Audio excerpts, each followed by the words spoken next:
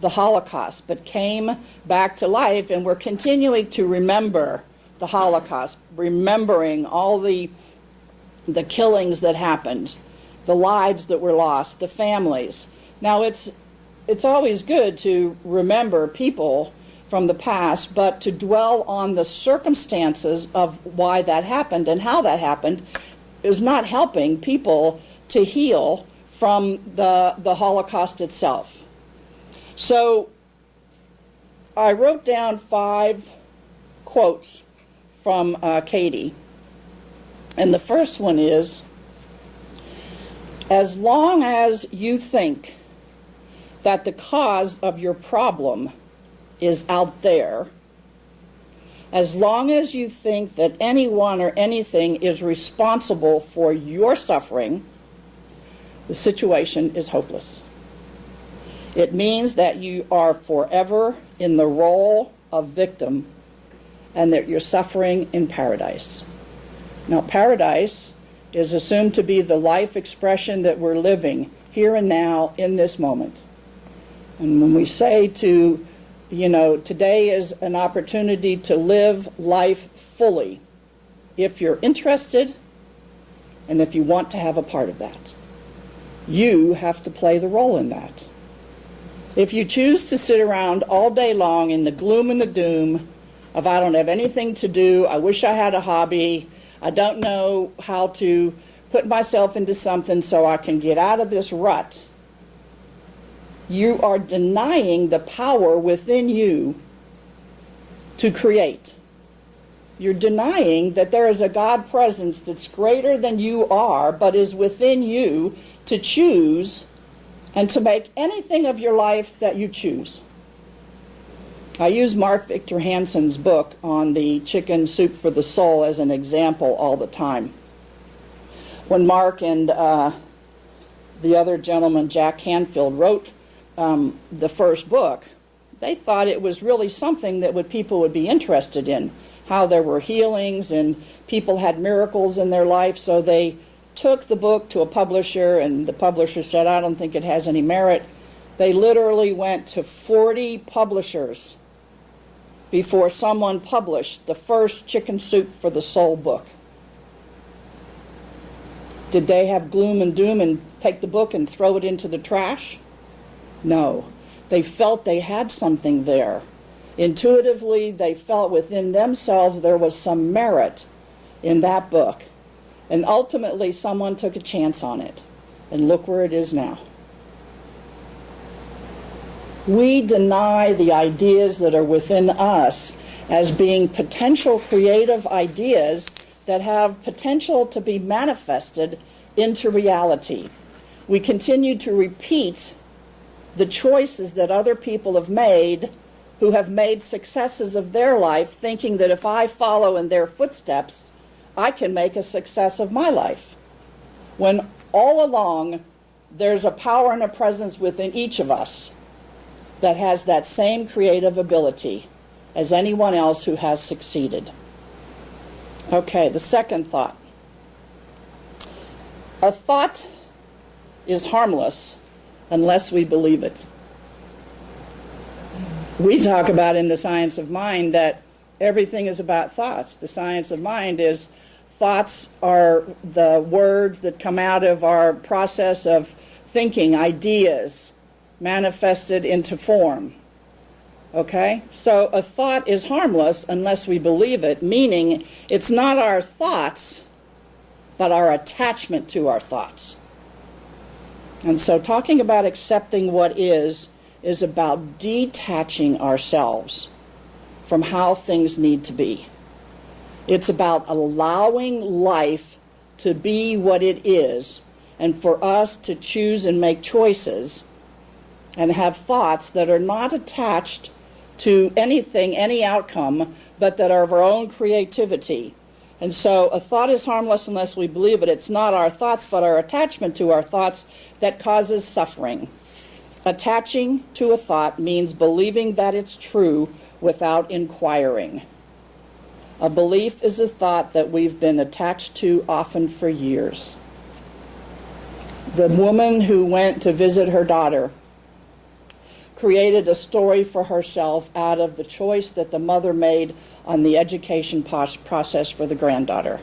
And I dare to say that that mother talked that over with many of her friends and continued to embellish the story and embellish it as she talked about it. And all the while, the daughter and the granddaughter are going about their life, having the schooling and whatever, and this mother is caught up in her attachment to the thought that her daughter needs to make a different choice. You see how we get ourselves all caught up in things? And so this week for me, and I guess we can go to number 3 because this is really where it associates. I'll read the verse here.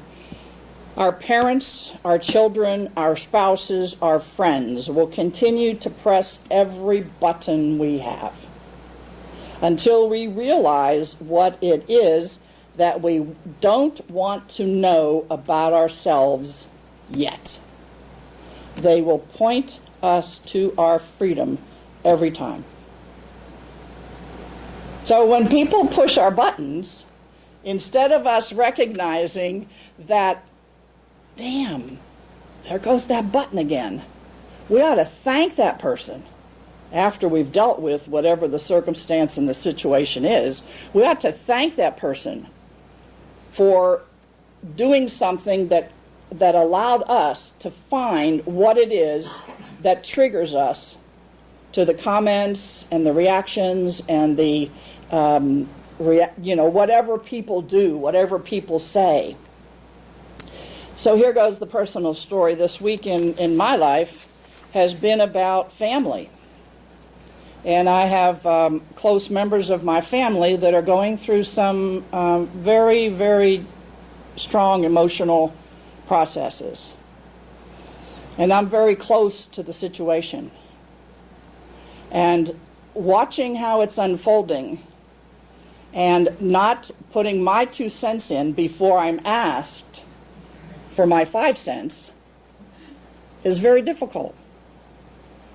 Because, of course, I'm a minister. I've been through spiritual training, counseling, and all that. I have some information that could really just make this situation a lot easier. Ever been there?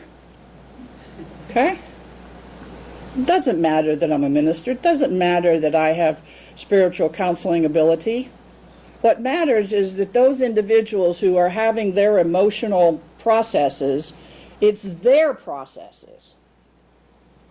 I have to accept what is. If I'm asked for a comment, if I'm asked for information, then I share. Otherwise, I listen, and God only knows I pray. Because what's going on in the lives of the people around us, the people that we love so much, is their process. And yes, their processes and their choices, and even in the business world and everything, it's all about allowing and accepting and inquiring. Okay? If I wanted information, I might ask a question to gain more information about what is actually going on, so I have the big picture. So it's really about allowing ourselves to accept life as life is, and then make decisions and choices about what it is that's ours to do. The last one at the bottom, or number 4 says, if you put your hand into a fire, does anyone have to tell you to move it? Do you have to decide? No. When your hand starts to burn, it moves. You don't have to direct it. The hand moves itself. There's an awareness within the physical body connected to something in the brain that connects and says something bad is happening, I got to move away from it. So when your hand starts to burn, it moves. You don't have to direct it. The hand moves itself. In the same way, once you understand through inquiry that an untrue thought causes suffering, you move away from it. Okay? So this inquiry that Byron Katie does is really about asking yourself the first question, and I'll get to it after we go through number 5, about the truth involved with what you're observing and what your thinking process is making up about the circumstance or the situation that you're observing. So number 5 says, the last one, you are your only hope, because we're not changing until you do. And that is the ultimate. Everybody else outside of you will change once you change. Now, that's not saying, okay, you do it first and then I'll make the second move. That's saying that when you change and you have a different thought about what it is you're seeing, what you're seeing will change. It will be automatic. Our job is to keep coming at you as hard as we can. Now, she's being quite facetious here. You know, she's like, life is what life is, and we're all here to learn lessons, and our purpose is to grow ourselves and to come from that space of love and to express love and to be love, and to find the way that we can interject that into life so that life can be a better experience for all that are around us. So until we kind of get to understand and inquire about ourselves, the circumstances and situations around us will appear as though everyone's coming at us. Everyone is bombarding us with things. Just leave me alone. I don't want to do any of that healing today. I don't want to look at the circumstances of my life. I just want to stick my head in the sand, and I want to talk to you. Well, as soon as you take your head out of the sand, everybody's going to be there. So as long as it's going to be continuing to happen, we might as well make the choice to begin inquiring about the circumstances of our life, about how and why things are the way they are in our life, and what's my part in it. And so she says, we're going to continue to do that as hard as we can with everything that angers, upsets, repulses you until you understand. We love you that much, whether we're aware of it or not. The whole world is about you. Now that's not egotistical, because who's in charge of your life? I'm the only one that's in charge of my life. You're the only one that's in charge of your life. And when you interact with other people, as I observe this situation that's going on in my family, and I am observing, okay, you know, you're in charge of your life. What choices are you going to make? And when I hear the story, it's like, okay. And then the next time we have conversation, it's the story again. And the next time we have conversation, it's the story again. I said, I've already heard that. Tell me something different. So Katie's, the last slide I have here, Katie's 4 questions that you ask that can change your life. First one, is it true? When you think a thought about a circumstance, a person, a place, a thing, an action, a fact in your life, ask yourself the question, is it true? And delve into it. You have to begin to inquire. Is it true? I'm going way out on the edge here. Is it true that Hitler was responsible for killing all those people in Germany? Now, off the top, we might say, yes, he was. He was the general in charge, and thousands of people were put to execution by one person. Yes, he had an army that followed him. Yes, those people who went into the whatever, they went there. Can we think of any way that hundreds of thousands of people could overcome a process? And I'm not judging those people. It's just throwing inquiries out there. How come it is that Viktor Frankl survived, and that his attitude of mind and what he thought about carried him and others beyond? And someone might say, well, this person's destiny, they were to go, and this person was to stay. But you see, the question of asking, is it true, takes us to the other process of the other part of, well, there could be an alternative to that. And then if you say that, yes, well, it's true, then she even goes further, well, can you absolutely know it's true? I mean, this is really digging down deep into the beliefs and the mindset that we have around the thoughts that we have and how we put things into perspective in our own mind. Okay, so then the third question she asks is, how do you react when you think that thought? Now, on a day-to-day basis, how many of us really pay attention to the reactions that we have, to the thoughts that we're thinking, and the way that we're being? To observe your life is to come from a non-judgmental, neutral way of observing yourself and seeing what you're doing and the choices you're making and the thoughts that you're having and the reaction, and saying, whoa, that's not a happy thought. That didn't put me in a place of recognizing there's good in the world. And so the last question is, who would you be without that thought? Now, I don't think she's implying that we should release all our thoughts, because we have them constantly. They're happening without even our awareness that they're happening. All right? But who would you be without that thought that became that judgmental, that attached, that this, that? You would be happier. You would be in more peace in your life. You would not find yourself in debate. Okay? So our belief is that anything the mind thinks, the mind can unthink. Ernest Holmes says.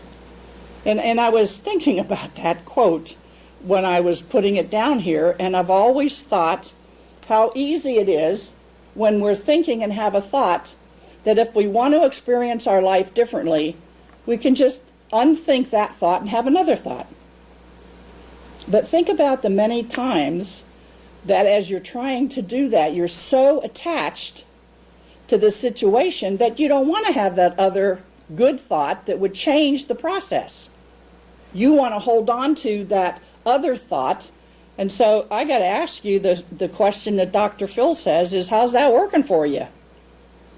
If our living life fully is about finding joy and peace and love and that, then we must, in choice, find the thoughts that are going to move us in the direction of that peaceful, harmonious life we want to experience. It's our choice, not anyone else's. Change your thinking, change your life.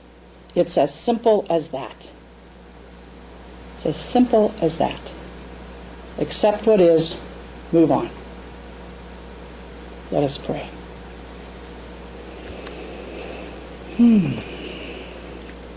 God knows we try.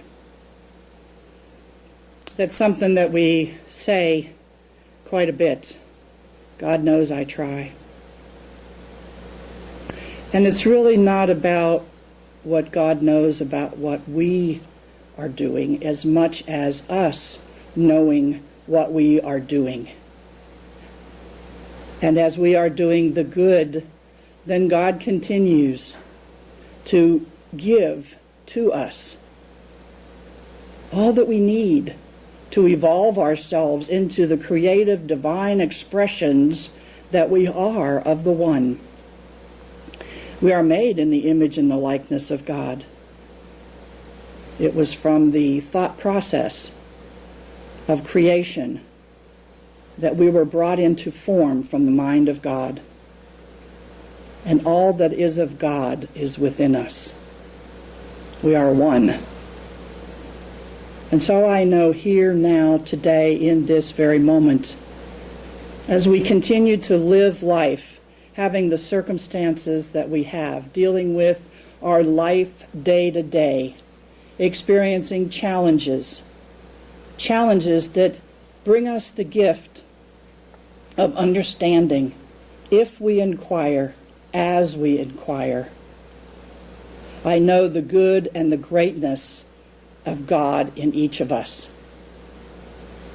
And as I continue to embrace myself and all of us here, I know that God is absolutely doing the same thing, lifting us up, ready to give as we open up to receive.